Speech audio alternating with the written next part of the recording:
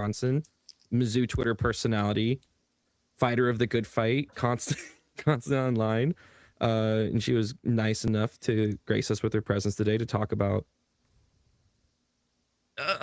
basically another disappointing game.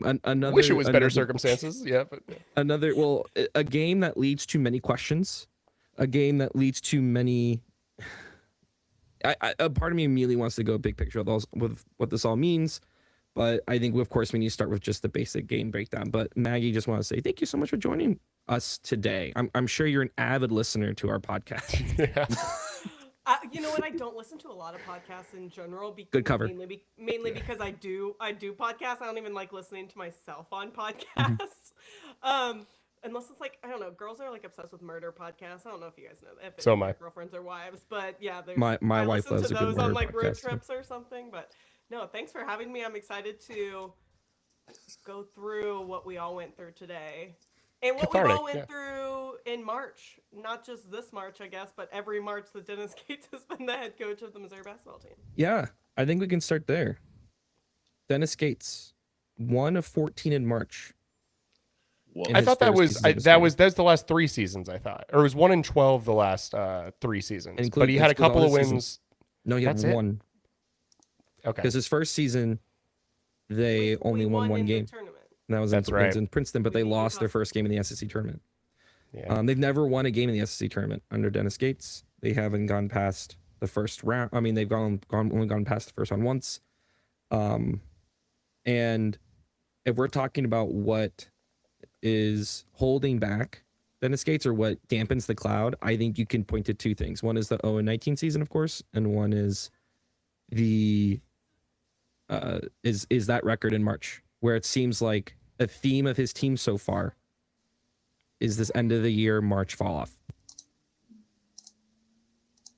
Maggie, thoughts? Yeah, we're gonna try to let you cook in lieu of us. No, it's hard because I like Dennis Gates as a person. I've let go of the 0-18, 0-19, whichever one you want to say. I've let go of it. I know a lot of people haven't. I know a lot of people still use it against him whenever something bad happens. But, you know, there was a lot of things that season that played into that. Obviously, Caleb Grill didn't play most of the season. Tamar Bates didn't play most of the season due to injuries. And you look, we're a completely different team in a lot of those games that we lost. I think we only lost by less than 5 in a lot of those games. I know Tennessee at the end of the game, less than 5 points. So, I mean, it's hard because I do like him, and I know people will make the joke about the leader of men or whatever.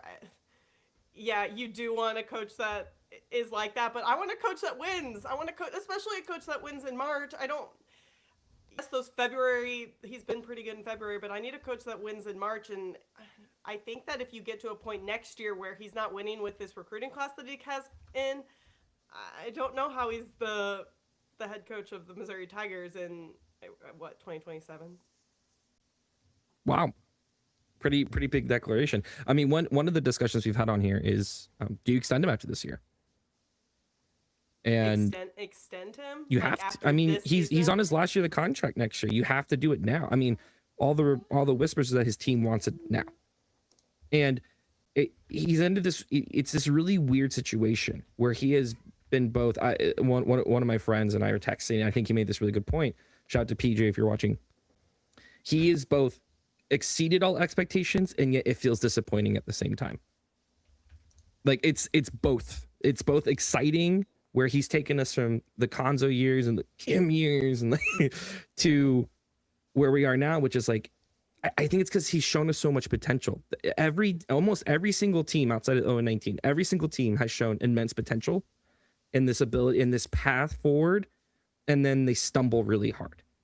And you could argue coaching or not.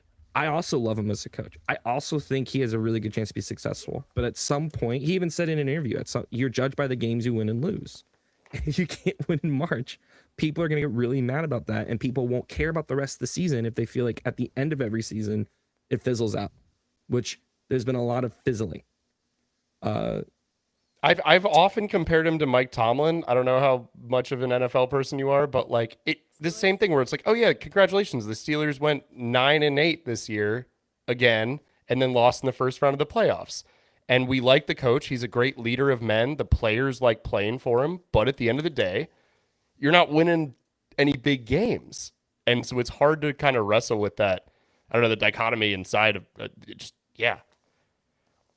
I think it's kind of interesting how Mizzou football and Mizzou basketball are opposites in this regard. So you have Mizzou football who will beat every team that they're supposed to and not beat any of the teams that are better than them. And then you have Mizzou basketball that'll beat those teams that are better than them, but then lose to these teams that they shouldn't be losing to. And your question here is why? Like, is that recruiting versus coaching? Then, coaching versus recruiting? Is it, sometimes I think you have to put luck in there, because I think in any sport, luck does play a role, and you have to take that opponent into account as well. But that contrast has all season just been one of those things that just blows my mind about how we can't beat the LSUs, the Ole Misses, the Georgias at home, got blown out by Oklahoma on the road, got blown out by Texas at home. I mean, those games that you're looking at yourself. I mean, we were one win away from a double bye. Honestly, we were a T.O. missed money shot away from a and double a Trent bye. Pierce missed shot. And that too. And then instead you're an 8 seed, and your first play is against the Kentucky team that kind of lost a little bit of that heartbreaker at home early on in the season to us, because I'm pretty sure they were up like 7 or we ended 8. up 15-2 run, I think, or something. Yeah, something crazy. Mark Mitchell with the game winner, Yeah, so I mean, that to me is just a little bit frustrating. Yeah, it's funny because this team is also weirdly clutch, but then always seems to mess up in important moments. It's like it's such a weird up and down team, and you could argue, well, that's any team. That's a bubble team. Amazing highs, awful lows. And I think this team is just even more so in that. It just seems like even within a game, I think one thing, we talked about this a lot more in the early part of the season, but there's like 2 parts of coaching in a season. The 2 big parts of coaching. One is setting up the roster. That's the coach's job. And then there's actually executing during the season. I've actually felt a lot better about Dennis's execution as a coach this season. I feel like he's actually shown a lot of chops. There's been a lot of growth in the team. How he set this team up, I think, put them in a bad spot.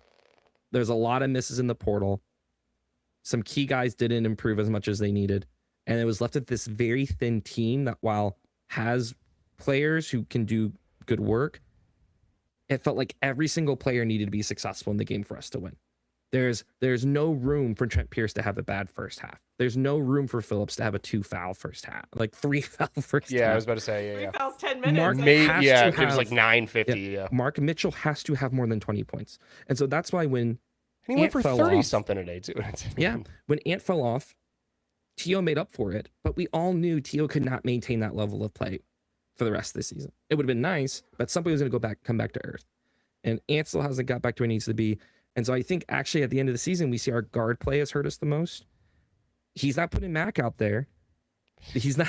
Is Sebastian Mac like healthy? I have to think so. I think they just decided he's not it. And maybe there's something in the background where he's like, I'm transferring, so I don't want to risk hurting myself. Who knows? Because even in like blowouts, they haven't put him in on both sides since like Illinois. That did not work out. And so it just felt like, because of the coaching decisions in the offseason, which, I mean, there's a lot outside. There's the money options, there's things like that. But the evaluation part of it, they failed on that, set themselves up for a really tight walkway they have to run. And that's why I feel like there's this feeling of this team looks so good, now they look so bad. It's because you have to rely on college-age kids who are good college players, but oftentimes went up against teams full of potential NBA guys, and they have to play, all of them have to play well the whole game. And I think you're right, Maggie, in the sense that this next class is a lot more talent filled. It's really going to depend on how the transfer portal goes. And then I think next year is going to be a year people judge him very, very hard. But then that leads to, do you give him the extension now? Do you not say we need to see another year? He does really well, and then he leaves because he's mad about, like, there's so many unknowns. I've been ranting a while though, but that's how I feel. That's how I feel like the coaching is where we're at. Is that how they set up the team to be this way? I mean, early in the season, they're talking about shooting 3,000. What was it, Mike? 3,000 3-pointers? Not 3,000. What was the number they threw out? 300. 800 threes. Gates Sorry. before the season said we're going to shoot 800 threes, and you know how quickly they watched this team play and went, Think about the starting lineup. The starting lineup was Ant, Mac, Porter, Phillips, Cruz? Mitchell. Wait, did Cruz even start? start. Cruz didn't start the first game of the season. Oh, no. Northweather. The first game Northweather of the might season, yeah. You're Luka right. in there. Luka and Northweather was yeah. first off the bench. First off the bench was Northweather. But though I do say now, I think the boat injury was sneakily a very important injury.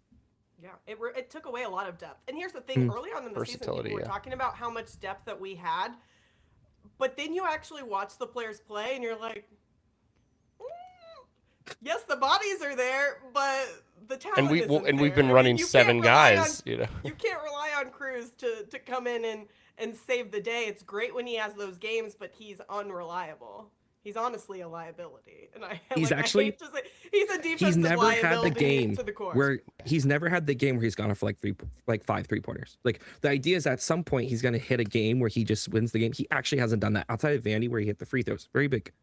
Yeah. He's never actually had the he went 606 from 3. Crazy ass game. No. Burns, while he's had amazing growth, is still not strong enough. No. Northweather, I don't think exists anymore. I don't think he's allowed to leave the bench. Porter had apparently the worst hip injury known to man. And Mac's a good cheerleader. Nicholas Randall, they had to unfreeze him to try to get 3 minutes, and he immediately looked like this, like he wasn't ready. Like they're not ready. Desperation blame- 4 minutes from Randall. Like Randall and Burns weren't supposed to be big parts of the year, but they had to be because there was no one else. And so now you wonder, like, I think this all really boils down to, we have a chatter who mentioned at the beginning, I felt like the coaching staff failed Mark Mitchell. What an amazing Mark Mitchell season that has felt wasted because anytime he had to put something forward, there'd be a game where no one could get halfway to where he was. Ole Miss was a great example. He tried, no one else showed up. This game, Arkansas, they had 2 more guys step up than we did, and we still almost won that game. So it's just like, that's in-season coaching is actually fine, but the in-season coaching had to be very creative because the off-season coaching didn't do enough. And now they have this big recruiting class come in, and that we already heard that once. That recruiting class is almost completely gone, with apparently the best player being T.O. Barrett and Burns, or at least the only 2 left. But who I hope both both still stay, there, for the record. But yeah. and who knows what this team looks like if everyone's healthy the entire, you know what I mean? If we have Boat and Porter, who knows what he was going to be capable of against SEC competition, but man, having 2 extra capable bodies feels like it might have been Well, especially because you don't know when Sean Phillips is going to pick up those fouls. You know he's going to get a flagrant every game. You didn't know he was going to get a technical. hand in so the I you're said it face getting- all year that it was going to happen, and it took a while, but look, Yeah. half of them are dumb. Silly. Half of them, I think, literally is because he's posting up a smaller guy. He throws I his think arm so, back too. to have his position. It's like, That's where his arm goes. what is he supposed to do? Yeah. Like, not no, put half his of arm them up? are Jeremiah Tillman fouls, where it's Yeah. just he got a reputation. It took a while, but he got the reputation, and they call it now.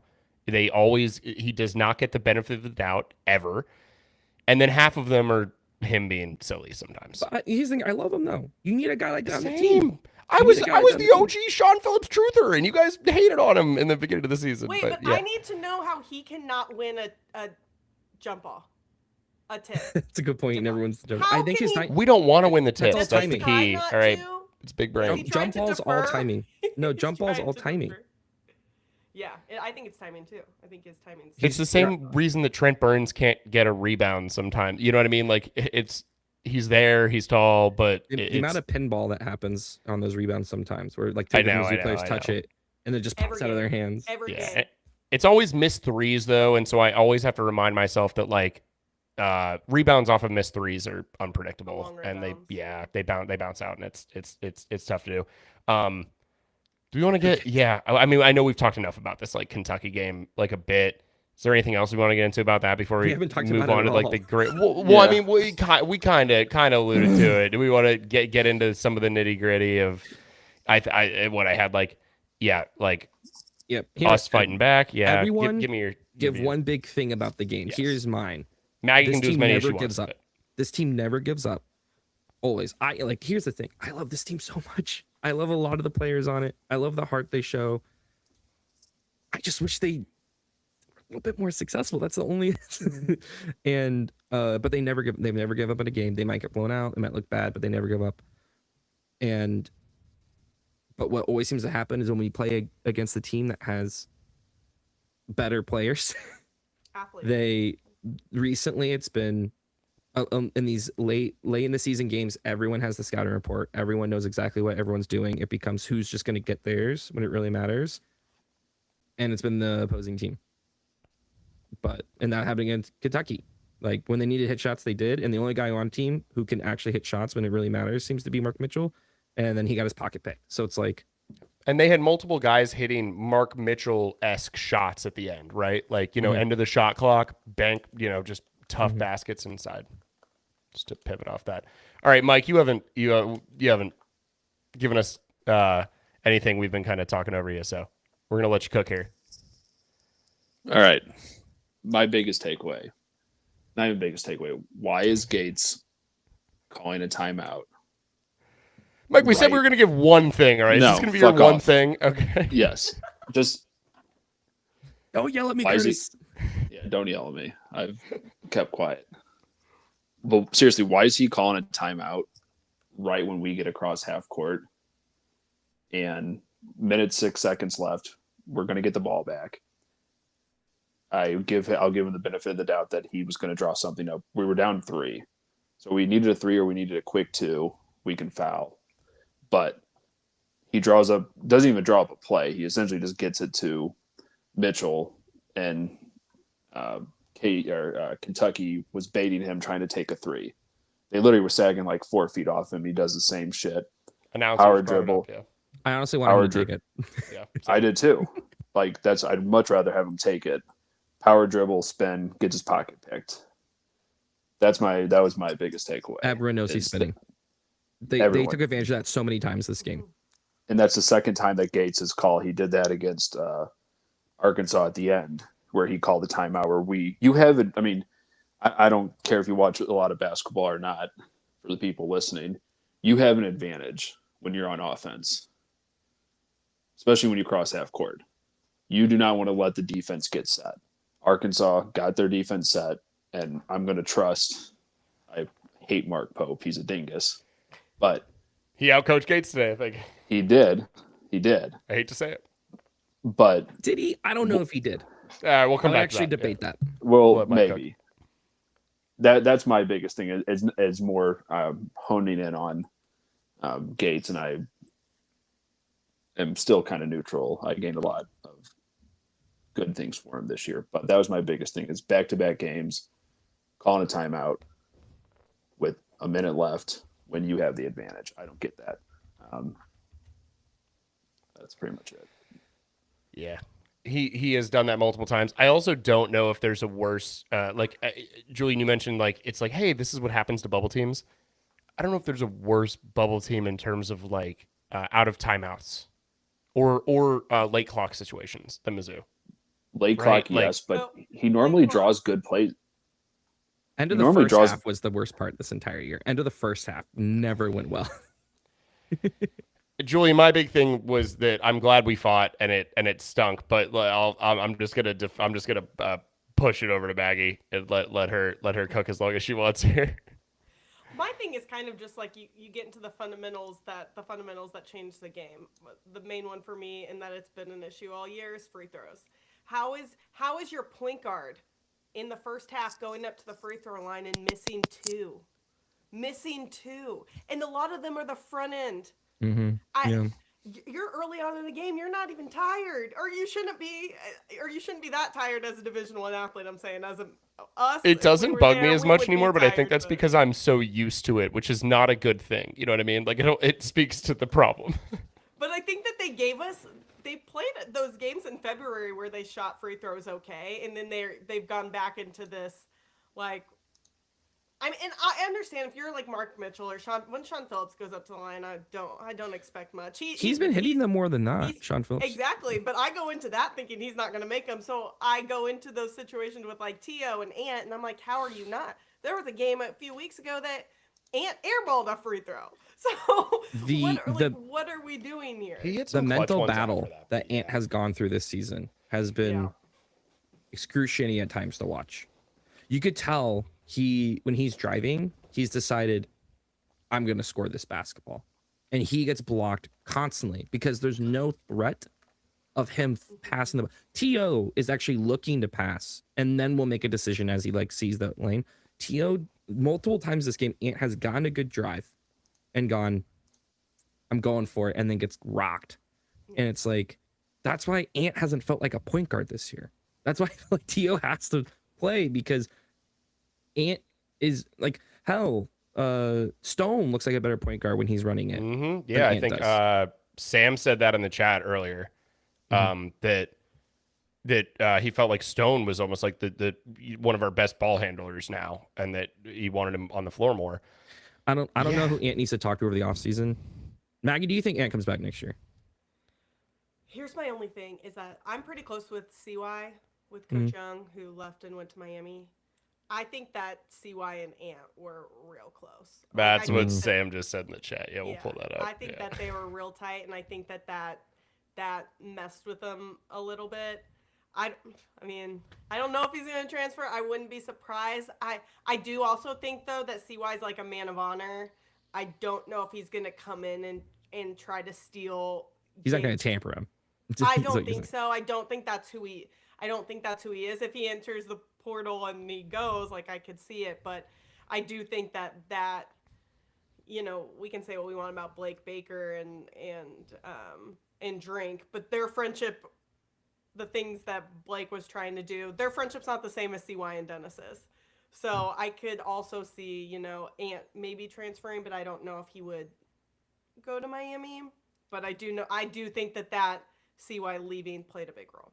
Yeah, and if you're if you were the starting point guard and then you lose your job, basically, and you see it honestly seems like a thing where I wouldn't even really blame him. You know, if you get the yips, sometimes you just need to change the scenery. Like we see it in a lot of sports sometimes. Especially if Missouri really gets into the Coleman sweepstakes, the kid from Wake Forest who asked out. Rumor is that Mizzou's actually a big player in that. If they get him, I think Ant's gone. Julian's balls deep in the Power Mizzou forums, by the way. I love recruiting. Yeah, it's Power Mizzou and Rock M. Both. I stay off Power Mizzou. Deep in all the deep in all the forums. Julian does it for us. That's the beauty of it. Here's my favorite bit, which I called Curtis texting during the game. This happens no matter, even if we're up 8 points, this will happen at some point. All these texts happen within a 2-minute span. Man. It's nuts. Okay, we're cooked. It is what it is. Sky isn't falling, just sucks. Guys, holy shit. Guys, Jesus Christ, it's over. That's like just my Twitter too. And the funny thing is some people follow me, and I mean, they know most of them follow me for Mizzou sports, but they don't know what's going on. They don't know there's a Mizzou game going on because they're not Mizzou fans. And I don't put like no context or a tiger. It's literally just like a statement on all of mine too. But usually our group chat is Curtis or Michael feeling some strong things and me going, there's 18 minutes left in the game. I tried to be reasonable. All right, I brought myself back down to earth today. So many changes happen in a game that I can no longer feel too high or too low. It usually, once the 3-minute mark hits, then I start feeling things as the game is happening. But like until that point, I'm just like, I didn't say anything today. No, Mike was calm. Mike's and silent, but there's been other Julian's games. a dad, and you were a teacher too. Like you guys know how to have a level head. I don't. That's not me. Like and you guys weren't giving me anything. So it's just like when you guys aren't responding, then yeah, I'm just gonna keep cooking. I'm just gonna keep going and going and going and going. Yeah, exactly. This is my journal. I like that. It is what it is. We are his diary. That is exactly. I love it. Tom Riddle. Love that. Mike, do you have anything? I will say, Jacob Cruz had 2 shots that I really thought were down until they bounced out today. And I was like, this, I at one point I literally said, this poor fuck, I believe were my exact words. Like I know that it's weighing on him mentally, that he just cannot have a good game. And it's like, can't get anything to go right. So I was going to open the floor for you if you wanted to do a rant on him before we move on from the game. I can't even rant on him anymore. He's been weighed, measured, found wanting. He's done. I wrote it down in my trucker logbook. Your diary. My diary.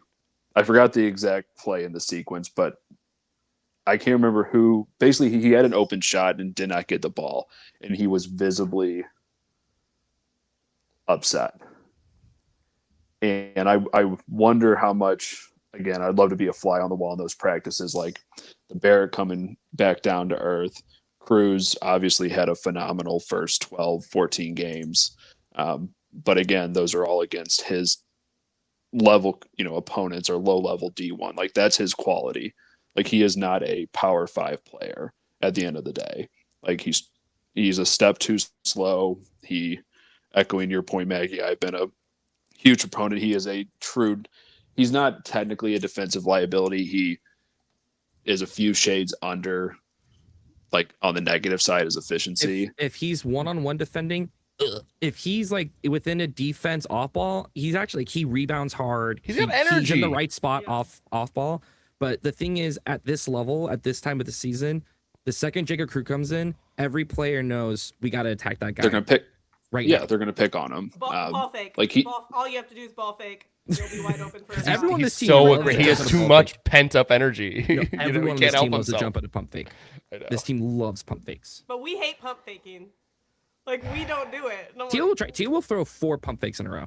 Yeah, Tia will do it. Yeah, he'll do it. He'll also And I guess he'll Mark also Mitchell dribble. did on the 3 today, but Yeah. But a lot of fakes. to close my 30-page diary entry on Jacob Cruz, it's just, it is what it is. He just didn't pan out. It just is what it is. you wanted him to be a Caleb Grill, and he was never going to be a Caleb Grill. Like he was never going Well, to. Yeah, 100%. That, and I feel like with Grill and getting everyone's opinion too. With Grill, they were like always not even drawing something up, but they were getting good sets and good like mini actions for Grill. They just don't even. It's like Northweather not even looking at the basket when he does get the ball 4 months ago. Yeah, last time he played. Yeah, they're not even like really looking for him unless like Cruz runs, literally just follow him on a replay. He just goes straight to each corner, and it's the same little pick, and it's the same little go to the other corner, and they're just not even like. And I'm not saying it's his team's fault. I wouldn't pass him the ball either. But Yeah, it is what it is. And also we got to say now officially on stream and for the listeners later, Pat Adams is a terrorist. He's to go. Terrorist. Yeah. That missed goaltend followed by the Kentucky 3. Horrendous. It's not the reason Mizzou lost, but they didn't do Mizzou any favors. It was home. It felt like some home cooking. The announcers, the crowds. Yeah. So last week, and I don't know where this came from because when I watched the Arkansas game, I didn't feel this, but Arkansas fans complained the whole game that they were getting some type of unbiased treatment by the commentators, which I thought was crazy because I looked at Darius Acuff, who didn't play in that game, at least like 75 times on. They showed him on my constantly. But they were complaining about that. I listened to an Arkansas podcast of a guy I'm a friend with, and they were talking about it too. I don't know if I have ever in today's experienced something like today's game, and I know it's Jimmy Dykes, and that's the type of he loves BBN, he loves Kentucky, but the way it would be at the end of the game when T.O. missed that shot, and I tweeted this earlier, but he said, "Oh, T.O. missed the shot, the same place that OA made the shot last year against Oklahoma," and I'm like, what? What does that have to do with I do remember literally that. The whole thing was designed to make Kentucky look like this underdog whose fans show up for everything.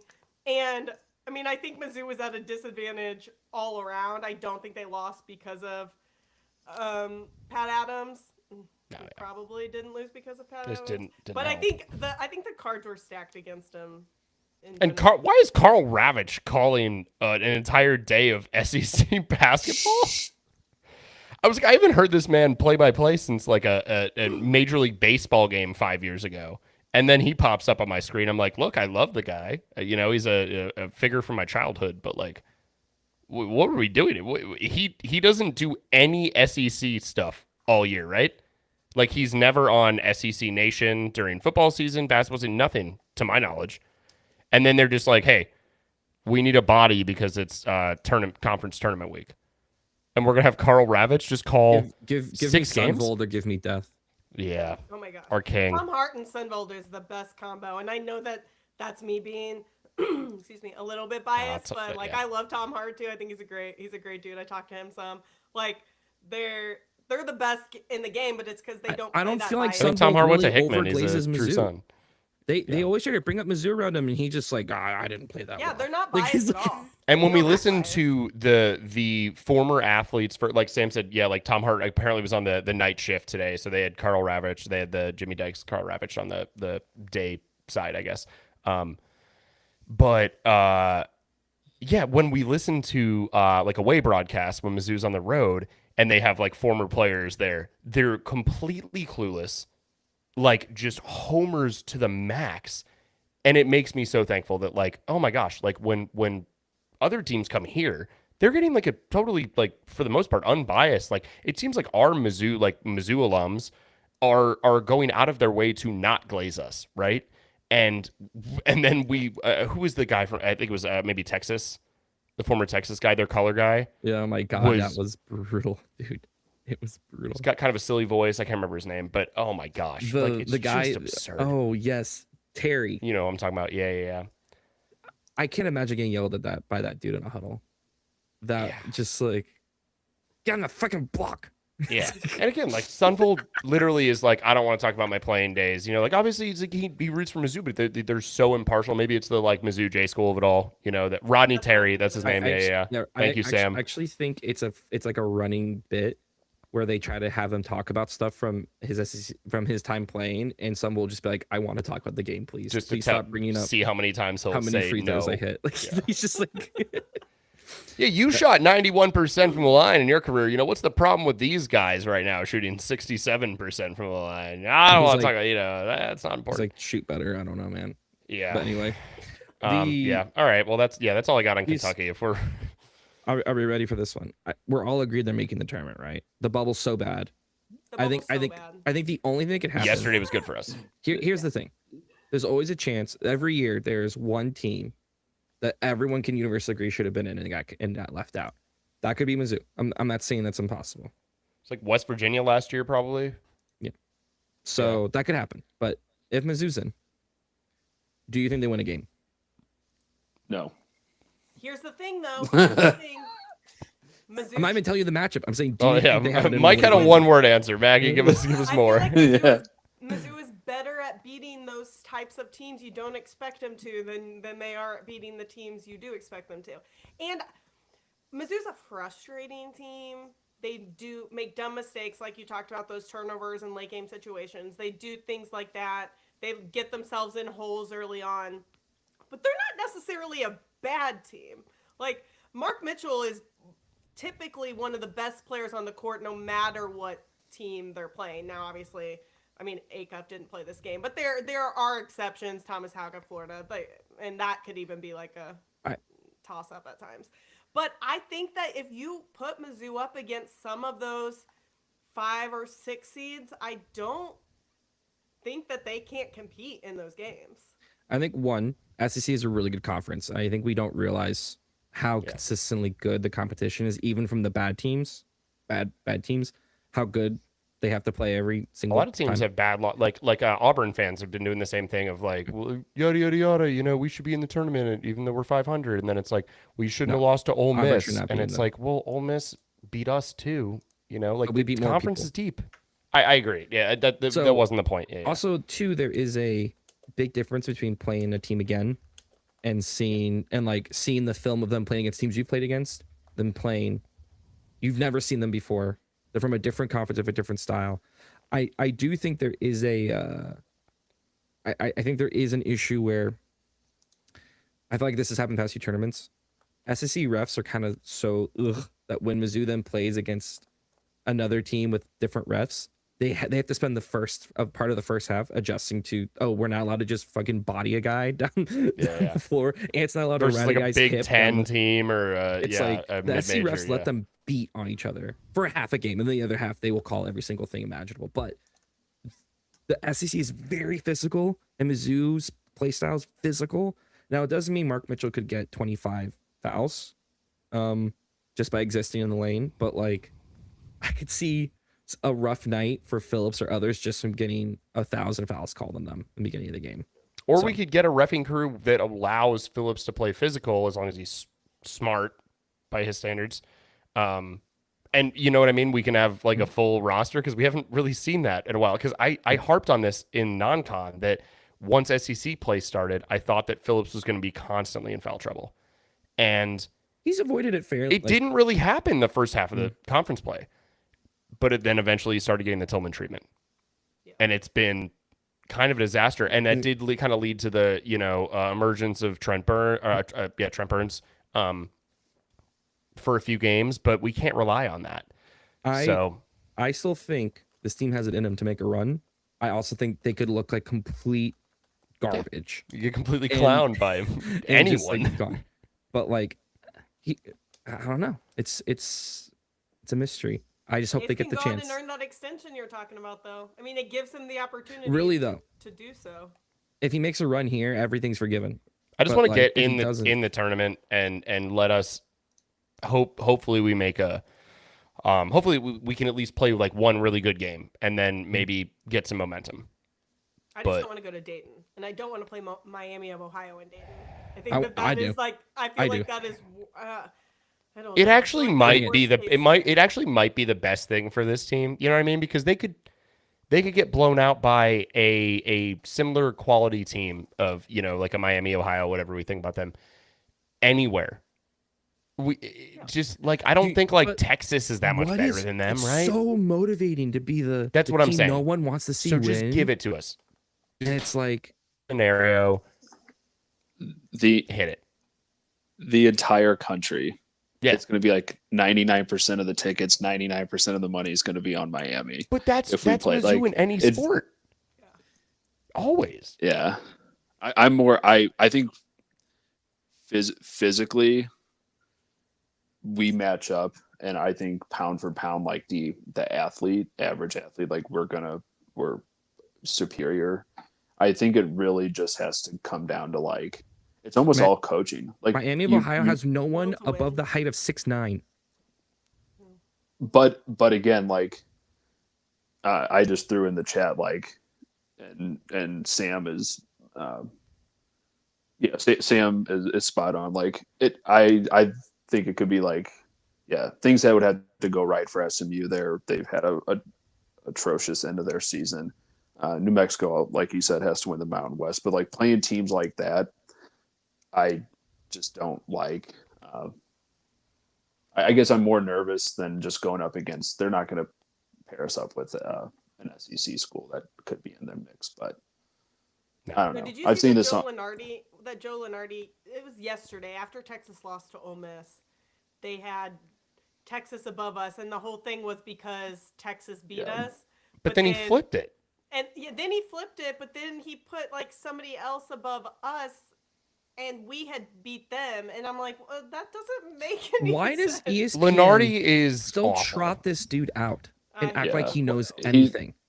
No, there are stats on this. Like Mike, you're a real like stats sicko. Like there's like 185 like registered Joe like people that put their brackets Lenardi every year, and is he's like ass. 150 out of 185. Like he's Yeah. not The- he has not been relevant in this space for a long time.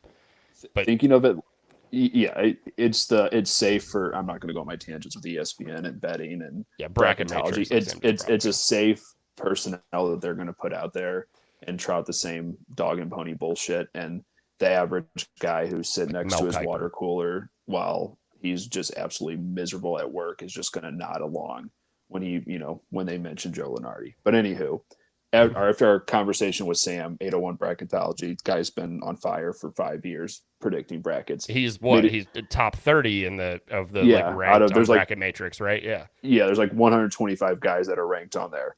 I think was it tonight? The bracket's basically set.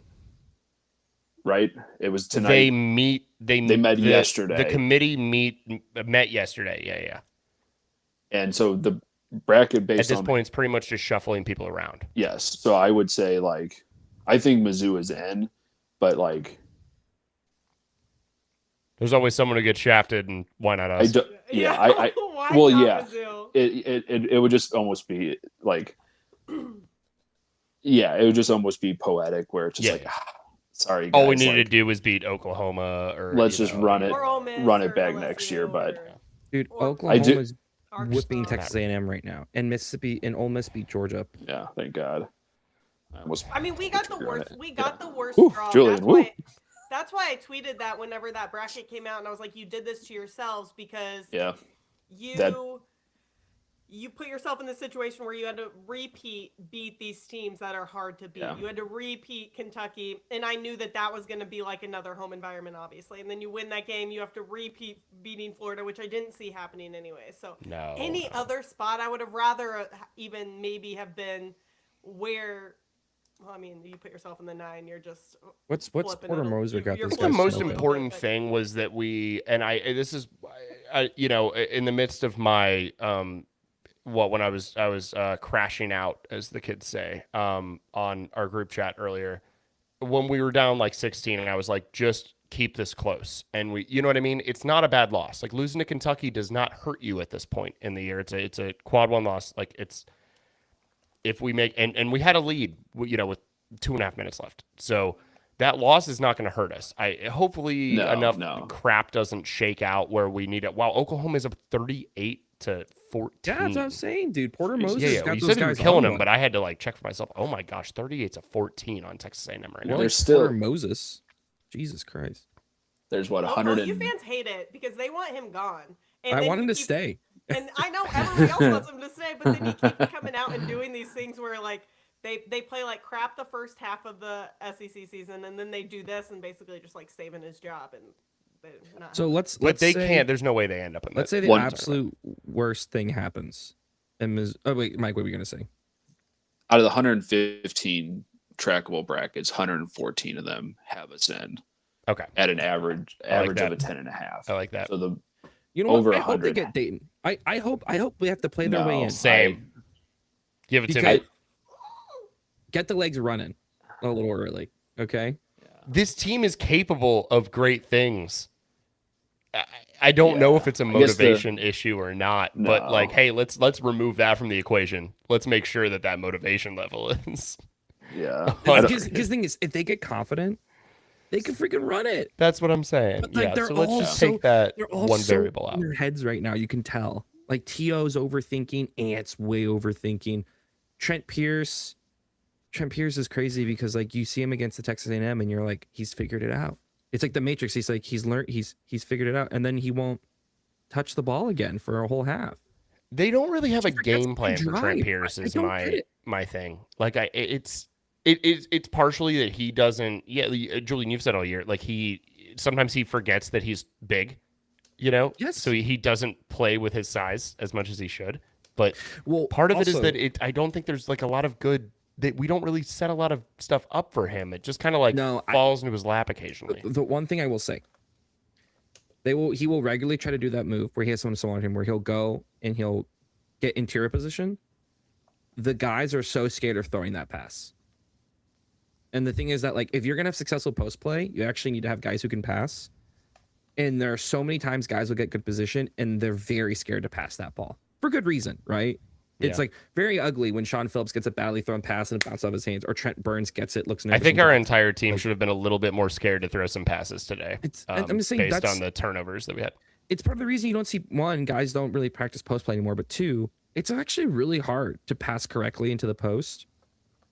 But so much of our game is based on it that like you would hope they'd be a little bit more confident doing it. But like Our whole there's game. one game where Trent Pierce got like 3 More of those than I thought, buckets, yeah. and then they won't pass it to him, and when he does that anymore, I don't know. It's weird. It's the same thing. I where, really like, didn't see our game relying so much on post play this year. They built a team of all 7-footers. Like you Well, gotta I know, but but like Burns wasn't playing, you know, like, and Phillips was, I don't know. People had questions early in the season. So. Here's my side And question. we thought we had 3-point shooters is the main point of this. We said that from the jump that we didn't think we had a lot of 3-point. Yes, shooters. but they said that they were going to shoot 800 3-pointers. They say crazy shit in every offseason. yeah.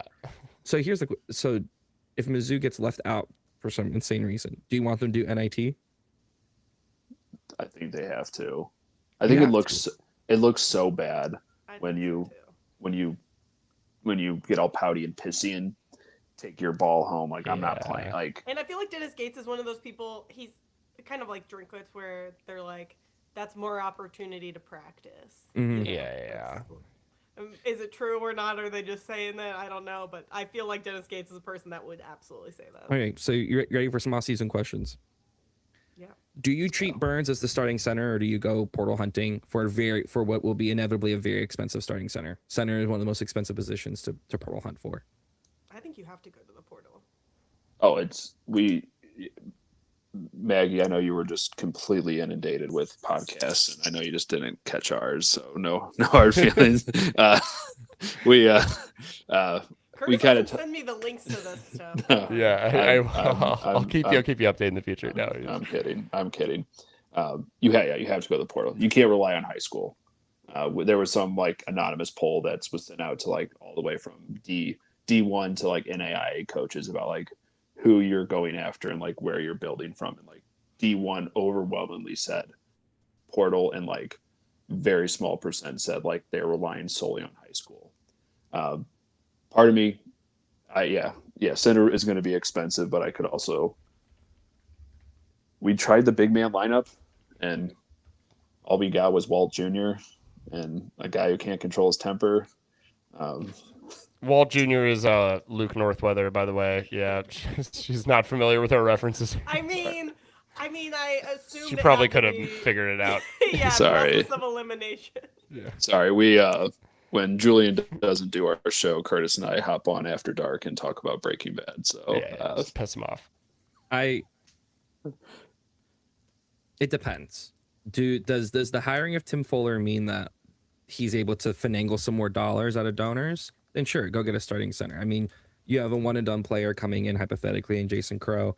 You have a really solid returning core, and with both Sean Phillips and Mark Mitchell gone, you definitely want some of experience. Though that's such I an would like expensive another position. big body. That's all. You need one, but there's a big price difference between a serviceable / backup level center or a starting center. Those are two different price points. And when you still have to replace a Mark Mitchell level production, and you still need some more guard play, like. But with hypothetically, we have a couple of 5-stars coming in. It's not going to work immediately, but Tony Bryant's not a start score bunch 5-star. He is a 2-year player hypothetically, or a Mark Mitchell style 5-star. That's what I'm saying though. Is that's kind of my replacement for like the Mitchell production. Maybe not immediately, but he's not starting, or maybe I don't know. But in the long run, we've both of them combined. Like we're not going to get another Mark Mitchell. Right? Like, obviously. No, I feel like that. But we have 2 5-stars. You put a lot of eggs into that basket. And by eggs, I mean money, into getting these guys. So I would love if whatever insano protein blend they have to put in that guy's body every year, but if Trent Burns could be the starting center. Because I think his potential. Not body armor. Okay, despite the. Yeah, this his is not an ceiling app. is super high. And if he can actually figure out how to hit a 3-point shot in game, as opposed to it being a mysterious thing that happens in practice, that's a crazy weapon to have. For one but time. I don't think you need a superstar center. I mean, I would love to have one. But I mean, look at teams like Arkansas. They don't really have that height, that depth, down low. So but their guard play is so good. Decent team. Their guard play is great. Incredible. I mean, it's great. So if you either have to be really good at one or really good at the other. Mizzou's pretty. Good point. Florida's really mid. good. We're pretty mid at that. Pretty good at the forward play, but I feel like you need to be good out of like 2 out of the 3, and I feel like we're really only good at. And if you have a 7'5" guy who like can maybe I don't know. If it's gonna cost an arm and a leg to get a starting center, I think we. It's funny. SEC has example of both. With Arkansas having amazing guard play and okay forward play, and Florida having amazing forward play, but like enough guard play. Yeah. Well, I mean, one of their guards is Boogie Fland, who came from Arkansas. That's true. Is, That is funny. Good call. But I mean, he wouldn't be. I mean, he might be starting, but not with Acuff there. Like, Mm. No, yeah, You know, yeah. Maggie, you never said, do you give Dennis the extension or not? like based on here and now, what just Yeah. happened today. Tonight. And wait, so his contract's over after 2026, 2027? Mhm. If you do, you don't do like any type of long-term deal. But you kind of got. You have to do at least But four here's the days, thing, you know. at, Yeah. To do at 4 this years. point, watching It's like with Dennis Drink. Gates coach, do you think that he's somebody that people are coming in to snipe? Do you He think would be he's- very quickly. No, I'm saying, but here's no. What I'm saying is, one, He would go down a he's- level. He's gotten better every year as a coach. I would say he has gotten clearly better every year as a coach. If he has a very successful run, he is such like the personality, the background, like the way he can sell a room. Like he He's would be Mike Tomlin. immediately targeted. That's all I'm saying. And if you're like great, that's actually good for us. We had a really good season. The program's in a great spot. We can hire somebody else. That's fine. But like, Basketball buyouts are quite a bit lower typically in general than. we've had this discussion. I always lean into 100%. keeping. I always like what I know rather than I feel like coaching searches can get bad fast, and so I'm always very hesitant. You don't want to end up with a Kim Anderson. Well, there are people who. My hometown hero, though, I do love me a kid. Well, there are people who just assume, oh, well, we could hire someone better. A lot of the times you We're don't. Missouri. Most of the time you don't. That's why it's like why you got to hold on to Drink. I was never against firing Drink because it's like you have a pretty good thing going here, and you can trust that you have to trust that he's gonna keep improving.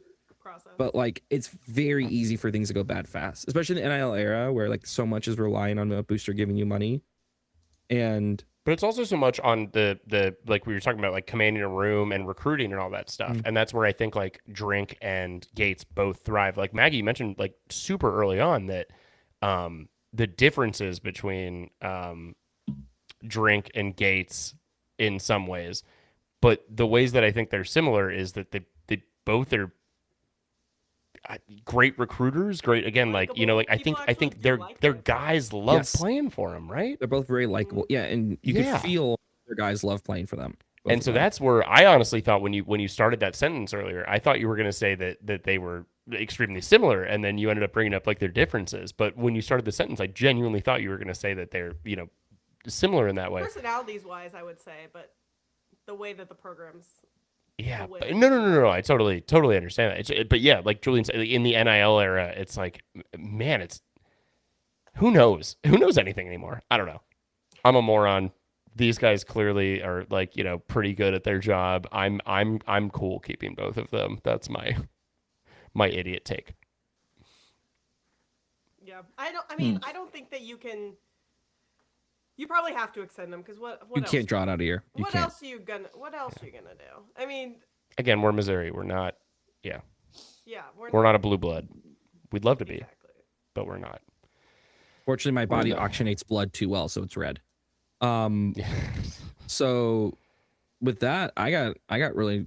Do we want to go into more Maggie focused questions? Yeah. I was about to try to pivot towards that real quick. We won't keep you too long, but yeah, we're Maggie, gonna when give did you you realize that you wanted to spend a lot of your time on Twitter arguing with other sports fans? That's not that make that. I When- feel when like did that's that a disrespectful actually way a to ask really- that question, but yeah. That's actually a really good question because I don't remember when it hit. It's funny because I've had my account since 2009. Like it says started. I've been on Twitter since 2009. 2011. So Never been kicked off, which is like I'm very proud of. I think Maggie and I are the same age because I started mine in 2009 too. So I'm just gonna Yeah, it, make like, a guess there. yeah, it just came around that time, and everyone had it. It's funny because I like went through my friends list and I recently and just like unfollowed all these people that I had followed in college because I'm like, why do I follow you? You don't tweet. You haven't tweeted in 15 years. But I wasn't that big into this to tweeting about sports. I worked for Missouri State Sports for a bit, and I remember being on Go it Bears. during the whole. I remember being on it during the whole that Painter might be coming to Mizzou situation. Like I remember What a tweeting throwback. then. But really, like I think it amped up for me a lot around the time Twitter Spaces came out. And I was doing those Twitter Spaces, and I got on it one day and I'm like talking to some OU fans, and then it's like more people are getting on there. And then I feel like all of a sudden my follower count was going up and people were asking me questions and my DMs were full. And I just think it kind of just like happened. So I guess, yeah, around like Wait, you were 2020. joining Twitter spaces of opposing fan bases? and No, they arguing were with just them? like college football ones in general. They were just Okay. like college football ones, and OU has a huge fan base. Like Okay. we see it all the time. And so there was a bunch of them in there, and they're like, "You should come back to more." And I kind of like made friends with some of them that way. And yeah, it kind of just took off on a life of its own. And now I feel like I almost have like a rep I have to like hold up to. Well, Do you have on a social Twitter- media manager that you keep to? No, I don't have a social media manager. I stress Wait, so myself out what's with the them. day job? I mean, I you don't have to tell us too much. you can. I'm literally. We're all pretty anonymous here. I do Medicaid billing for schools. You would find me. I do like marketing, relationship management type stuff. Boring stuff. I miss what you said. Why do you? Yeah, Mike was laughing too loud. All right, now Acting like for we're once, these Mike, turn the mic mysterious down. people who can't be found, who speak Oh. behind secretive, who whisper in the halls of power. Like, come on, Curtis, calm down. You can just type my name into LinkedIn and you can find anything you want to find about me. I never want to go to LinkedIn. No, I mean I'm not one of those people that like type on LinkedIn and put like articles up. You know, It's this just my job's Mizzou on loss. there. This Mizzou loss taught me Yeah. a lot about B2B sales. Yes. I want a LinkedIn post about the Mizzou Kentucky game and tying that into business sales. Oh yeah. I think that's what it is. To pivot off of that, the main question I was most excited to ask you about was you've gotten because I've personally seen it. You've gotten a lot of crap because you're very involved in some of these discussions, we'll call them online on Twitter. What's the worst SEC fan base? This is hard because sometimes Jeez, Mike. it's actually it changes based on teams we're playing or whatever. I would say Tennessee is the worst. And I don't even argue with them that much, but that's me seeing what they're arguing with other people. Like they're a whole nother. I think all of them have like 7 or 8 burners, and then they just like flip back and forth. The between Tennessee them. burner verse is a very real thing. It's crazy. That one's really bad. Obviously you probably saw I went through a big Oklahoma type of thing. That started with Luther Burden actually, because you had heard that maybe he was gonna decommit. I Charlie Hustle, I have that same shirt upstairs. Yes. I'm glad we didn't dress to match. Yes. I have my Theo Weiss one on. Oh, there we go. That's a good one. But no, when you Another heard he OU was maybe transplant. gonna decommit, and I like tweeted something about it, and OU fans were like, "Why would he ever do that?" And I'm like, "Well, he's from here, like it's possible." And they just became who they are. Their fans in person are great. OU fans in person are great. They were like some of the nicest fans I've ever been around, but their Twitter ones are pretty bad. Arkansas basketball is also bad. That is not a lie. Can I tell you one of the funniest fan experiences I had? This wasn't even me interacting. This was during the football season at some point. Missouri flipped a Mississippi State player who eventually flipped back to Mississippi State. I forget their name at the time. But when they flipped, one thing I love about being on 247 is you can go to the other team's boards for free and just look. So I go to Mississippi State, and it was mind-blowing to see these Mississippi State fans who are going, I can't believe we're losing recruits to Mizzou. Mizzou of all teams? I'm like, you're Mississippi State. What headspace are you living in right now? Like, I couldn't believe it. Like, I can't believe this is happening. I'm like, what? This is the crazy thing, and this is my like theory about sports, and this is why Mizzou continues to get like these like false narratives about how Mizzou is the bottom of the barrel in the SEC, and which none of that is true. Mizzou is in most of the big sports that people pay attention to. Yeah, right in the middle. We are. I hate to say Some it. good years, some bad years. We're a little bit Mizzou, but these schools like Arkansas, like Mississippi State, they like Auburn, I would say is one of them. They so badly don't want to be at the bottom that they will just keep talking about how other schools are at the bottom. So Mississippi State needs to keep saying that Mizzou is at the bottom so that it doesn't look like they're at the bottom. Kentucky is similar too, especially in like football. We'll So just they wait until will keep being baseball like, season for you MSU, don't okay? Come belong, on. you don't belong, you don't belong. But it's because I think deep down they kind of know that if we're not at the bottom, they're at the bottom, even though they're It's at the like bottom anyway. if you were to do an honest reconstruction, like if all of a sudden there's a rule that a conference can only have like 12 teams, it's like, I'm sorry, Mississippi State, you're probably They're taking Ole Miss, and then they're taking us over Mississippi State. Period. Like, who knows? But like for me, I don't know what is in my brain, but it's like every year in football and basketball, I'm like, are we beating Arkansas and South Carolina? I don't know whether those two teams are my measuring stick, but like South Carolina and Arkansas have always felt to me like teams with similar like histories, almost capabilities. They've probably done different things in different sports. Arkansas wins a lot in track and field. Shout out to them. But it's because they bring up the amount of championships all the time. It's like 80 of those are track and field. I I know. Like individual. We're not you know, fooled. We're not fooled. But the 1960 baseball, Norm Stewart. because like I don't know, every year you see the release of how much money athletic departments make and spend. It's like you see Alabama and you're like, yeah, you're probably never touching that. Like it's like when an entire state is dedicated to two college sports with Alabama and Auburn, you have people who spend every bit of discretionary income on these schools. That doesn't exist in Missouri. It's something that you could tell Drink especially has been trying to build this idea of Missouri identity. Kansas City's leaving. He got Missouri's some selling laws school. changed. We were really ahead of the curve in a lot of NAL laws. I mean, like yeah. making this feeling of like trying to make University of Missouri sports the sports that everyone in Missouri cares about, which Missouri is a very split of like. Half of Kansas City is going to be KU my fans no matter I what. mean, like you know my what I mean? wife's parents are from St. Louis. They care way more about Blues, Cardinals. Yeah. Mizzou is something they pay attention to maybe if there's a big game, but it's like no one's like that in Alabama. Yeah. No Right. one's like that in People don't Mississippi. understand that with college baseball too, Yeah. and that's the thing I try to explain. And I'm like, I live a mile and a half from Busch Stadium, so I'm not driving 2 hours to go to a Mizzou baseball game because that's the only baseball I can watch. I can go down. I hear the cannons when we hit a home run. Yep. I don't need to go there. And not that I don't want to, not that I don't want to watch and support it. Like I'd love for Mizzou baseball to be good, but that's not going to be my baseball priority. Now, Mizzou football and basketball are my number one. Yep. Like that's Same. what I'm going to watch over Same. anything.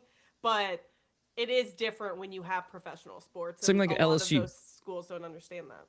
You have Yep. like the state of Louisiana's governor decides who's going to be the football coach. Like it's like a Literally. whole different thing. But, And New Orleans is not that far from Baton Rouge. You know, it's really. but if we can beat South so. Carolina and Arkansas, be above them, that feels like we're above the middle of the pack, which is what you Yes. try to maintain. And then you have some good seasons where things go really right, and that's what you're going for. Also, South Carolina is their fans are absolutely delusional, both in like how big they think they are in football and basketball, and beyond that. I don't know if anyone besides me here has been to the Cola. That's what they call Columbia, South Carolina. Like we have Como, they call it Cola. I don't know why. Don't ask me. That place sucks. That is the capital of the state of South Carolina. I have lived more than a decade in the state of South Carolina, and it checks out. That place is garbage. I mean, absolutely horrendous. And anyone who is not a University of South Carolina fan will tell you that it is the worst, like one of the worst cities in South Carolina, which is saying a lot, and just one of the worst cities they've ever been to in general. So those people are, for my money, the most delusional. Sorry, I had to give my little cola rant. Maggie, how much do you hate Columbia, South Carolina? Yeah, I've Have never you there, been? but I've not been there. I've Don't. heard I've heard Clemson fans tell me that it's a shitty town forever, but I'm like, how much can I trust them? Because I would say Lawrence is shitty, and Kansas fans would say Columbia is shitty. So you actually- never know. If one thing that No, did- it's bad, and One it's thing not that because did I blow hate my them. mind. I was actually started looking up like the towns of different SEC schools. I didn't realize that both for Ole Miss and Mississippi State. I don't know why I'm so focused on Mississippi this year today, but both of them are in towns of like 20,000 people. It's like, yeah, no one lives there, but like the entire state will drive there every Yeah. Saturday. That's the to- beauty of Columbia. is that it's 100,000 without students minimum, and so it is a self-sustaining town. And then when the students come, it just boosts everything. But it's yeah. Well, people love from, Columbia. I mean, Mississippi State, I think, is where the people who live in Mississippi go, and I think Ole Miss is where the people come from out of state because That's they very think true. they're gonna meet partners. They think Ole Miss is some like bougie, like I mean, it's a shitty. They town. present themselves that way. It's a shitty town. It's a shitty school. Like the thing that baffles me about St. Louis has a big group of people. Like the private schools are crazy Go to Ole in Miss. St. Louis, and they all want to go to Ole Miss. Yeah, I'm like, why are you spending $30,000 a year to send your kid to a private high school and then sending them to Ole Miss? Maggie, Yeah. I may or may not live in St. Louis, and I may or may not have gone to a good private school here, and that No judgment. the sentiment is very true. And I'll tell you why. Take a peek at their average. I think it's their ACT score. Ole Miss. Yeah. Yeah, I think they have a 97% acceptance rate. So I'm Any- like, why are you just send your kids to St. Louis Public at that point? Give them to a They're gonna public get school, in. and they'll still be able to get into Ole Yeah. Miss. Yeah. I'm not knocking my colleagues, and I know some good people that went to Ole Miss. It gets that stereotype because it's easy to get into, and it's that I'm not even going to pretend to do a Southern drawl with molasses falling out of my mouth, but they just Please do. it just reeks of fucking Oxfords and two short khaki pants with vineyard vines off the rack from Nordstrom 3 years ago that they got for $27, but we're all going to pretend that they got it for $190. And But Ray- they think I can't it's not stand it. southern enough. I'm like, but you're from here.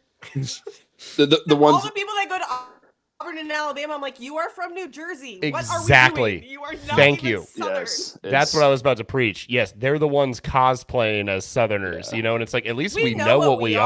are. Yes. We know what we are. I don't Thank pretend you. to be. I don't pretend to be Southern. I'm like, I'm in the Midwest, but you know what? Stanford's not on the Atlantic Ocean. When we joined the Neither- SEC, everyone neither used to is crap on Cal, us so- for wearing hoodies to football games and stuff. It's like, fuck Yeah. you. A, it's cold. B, I- like, we're not trying to be you. I will say I do have a funny thing from Facebook that because I used to live in southern Missouri, and Missouri? somebody posted about like the new wardrobe, and I was like, if I'm never gonna wear a dress to games. Like this is not a cheerleading. Oh my god, I dress up every game now.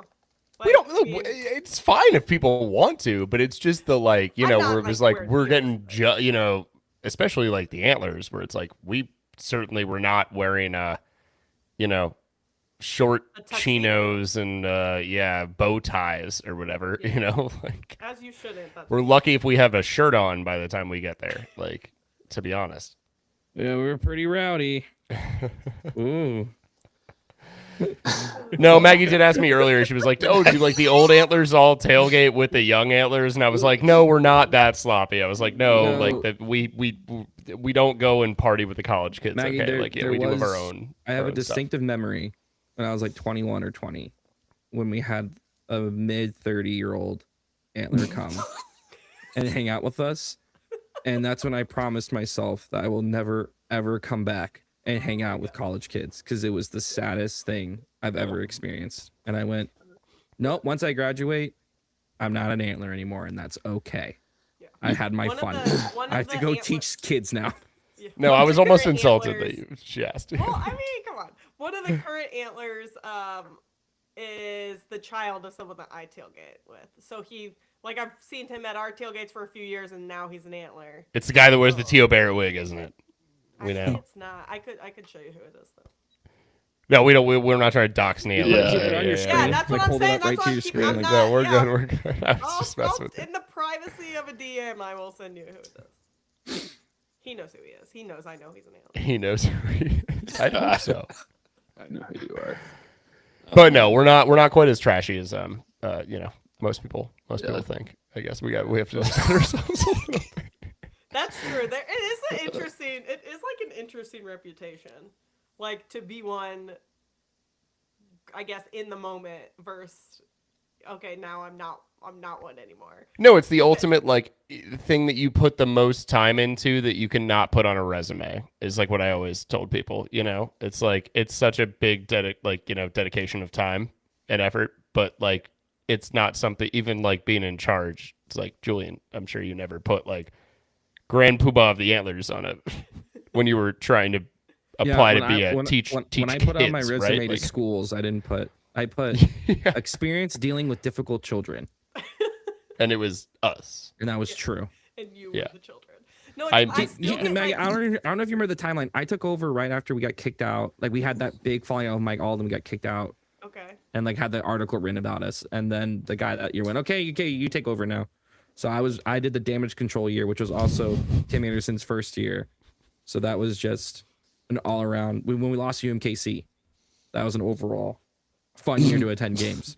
No, what a sad time. What was great is that everyone heard anything we said. All 16 people who attended got to hear everything that we said very clearly. There was no crowd noise. We would sing a Journey song just a cappella, and you could hear it on the broadcast like totally clearly because we're the only people in the arena. It was kind of awesome. All right, yeah. Sorry it's great. I to still pat get, ourselves in the back. I'll still get messages from people, like my Arkansas friend, and he'll send me a screenshot and be like, "This is what the Antlers are doing." I'm like, "Why are you surprised at this point? And what do you want me to like? This is who the Antlers are. This is why it makes that environment what that environment is." I'm like, you can get mad. Are there times maybe it's like a little bit much from Sure. when I was in school? Of course.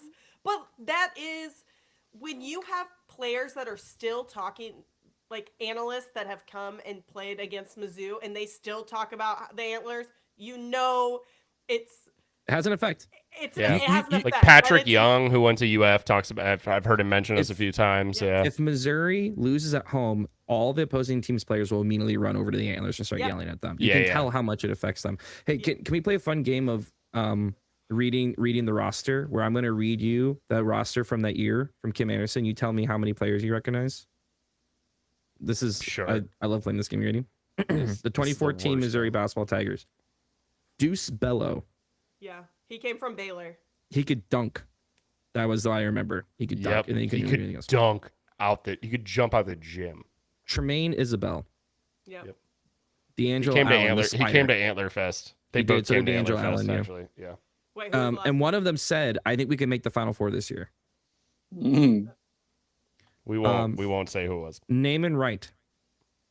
I was the name and right truther. Montague Gill Caesar, Yes. Montecchi Gil Montecchi. Caesar. who was supposed to be Montecchi this Gill Caesar. amazing. Yeah, he's supposed to he was from Huntington Prep. Yeah. Is he? Keith- Did he? One of them transferred to like Hawaii. Is he the one that did? One? No, that was. Is that Webster Chan? Or- Yep, Yeah. that was Negus Well, we'll get Webster to him. Chan. Yeah. Sorry. Keith Spoiler. Schamberger. Keith No, actually, Schamberger. no. Actually, I'm sorry. Him, Yankovic, and Negus are next Stefan- year. Are Yes. future years. Okay. Instead, we have Keith Or Schamberger, past year, which I remember we called Schambergler. the Schambergler. Yeah. Yeah. Wes Clark, who was like, Yep. Yeah. He was short, right? yes, Yep, Wes Clark was who eventually became number one. Oh my gosh, who was the point guard for the first 2 years of Dennis Gates? always Wes joked he Clark, played Wes craps. Clark transferred and actually had a decent career at like a mid-major, I believe. Buffalo, right? Buffalo. Yeah, Yes, yeah. Buffalo. Exactly. No, I mean who? He was a good player. Oh my God, who was our point guard for the first 2 years of Of Gates? Dennis Gates? Tamar. Who was short, very short. He was 6 foot. Oh, from oh my God. That looked like an old man. Yes, we joked he was always playing craps. He and Wes Clark were built the same, though he was wider. Yeah. You're right. Um, Why is it so hard to remember names when it's only been a couple of years? Jakeenan Gant. Yeah. He was, yeah. Wow. Okay, that's one that I had forgotten. He's not the short point guard, but Nick Honor. Nick Honor. Nick Honor. Yeah. Nick Honor Shout out was Sam Clark, Bruce in the inside. chat. Yeah. Good call. Ryan Rosberg, junior year Ryan Rosberg. Obviously. Yeah. Right. And then talk about a guy who we were like, maybe why isn't he playing better? Keanu Post. Yeah. I saw him That- buying blunt wraps at a gas station that year. What a freaking team. At the dude. gas station What a in his freaking team team. coat. And that's when I was like, you know what? I love this. I will forever love him for that block against Devin Booker in the Yes. Kentucky game. and then but we got blown up by like 30. But Keanu Post. I did actually block. love Keanu Post. Yeah, that dude he was a good dude. He's Canadian too, I think. My All of our one of my Canadians favorite legit. small-time Mizzou basketball players was Jordan Wilmore, mostly because when he committed, there was this like workout video posted of him, and he's just like doing these very baby like scrunches, and they're like working on the game. I'm like, this dude can barely move his body. Like, what do we? Well, wasn't he the one that just recently they were like, Yes. he's a Yes. police officer. He's and a they're He's a like, cop, "You're gonna yes, play in and the they said he NBA." passed up an NBA career. Passed up an NBA career. Jordan I used to Wilmore. work in local news, and let me tell you, I was more offended by the like local journalist in that situation. For like, they didn't look into this at all. You know what I mean? Like 1.7 points a game. You or can something. say whatever you want, but he did not pass Dude, up Colt an NBA Simpson with the career. Frankie Shaquille O'Neal Hughes was show. there in the it was the whole thing. Wow. Frankie Hughes. Now that's a throwback. That's we were thinking that maybe one of these off seasons we'll do a thing where we watch like a couple games from each of the past like 15 seasons to see what the Mizzou teams. Because used to we're be only like, Mizzou and the team years basketball, are gonna be The off season's gonna be a little bit rough. All right, Maggie, give us one, a couple, whatever, however many you want. Favorite random old Mizzou basketball players. It doesn't even have to be super old. Just literally any like the people we were just naming. Yeah. I mean, Like when you were getting into it. Obviously, there's like Kim English and Marcus Denman. Those days I really like. February 4th, 2012. I really like JT Tiller, Zaire Taylor with the shot heard around the world against Kansas. I was at that game. Yeah, some of those late 2000s guys. I mean, Andy not Rosberg a was on huge- some of those teams too. Yeah. The Shout out what? the other Rosberg, the older Oh, yeah, Rosberg. the older Yeah. Ernest Ross with the Obviously, biggest I'm gonna shoulders call- in the world. Oh yeah, I'm gonna call Mike Anderson Suitcase Mike for the rest of my life. Like that is who he is. And I think he would have had a lot of success if he stayed at Missouri. I think going to Arkansas absolutely destroyed him. I think he could have potentially. never made the same. final. Most people don't know who he is these days.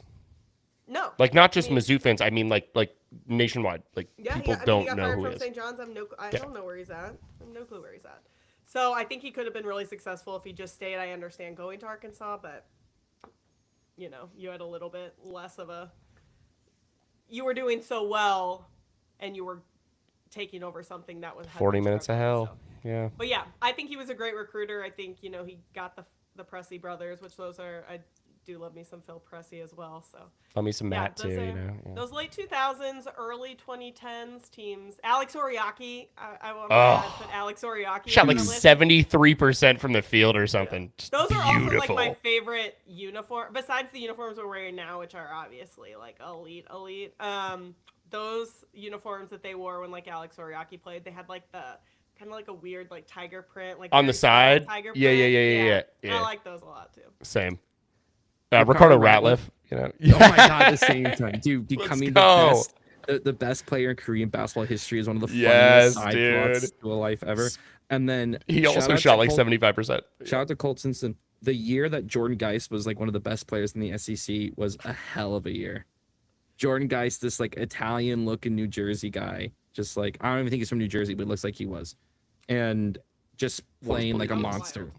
Somehow every year, Konzo Martin had one player who played an insane game, and everyone else on the team couldn't do anything, and then we would try to score 60 points and win. That was the Konzo Martin experience, because he also had Drew Smith, who's still balling up with Miami. I can't remember who it was. Oh, I think he used to work for the Trib. He might still work for the Trib. He did the old local news trick of like trying to like localization, like you got to localize the news story, and it was like Drew Smith's teammate Bam Adebayo scored 83 points, and against the Washington Wizards the other night. Anyway, Fantastic. I got nothing else. Maggie, does Yeah, anyone else have yeah, we've anything kept else? you long enough. Apologies. Go follow We love Maggie talking ball. on Twitter. Maggie, what's your Twitter?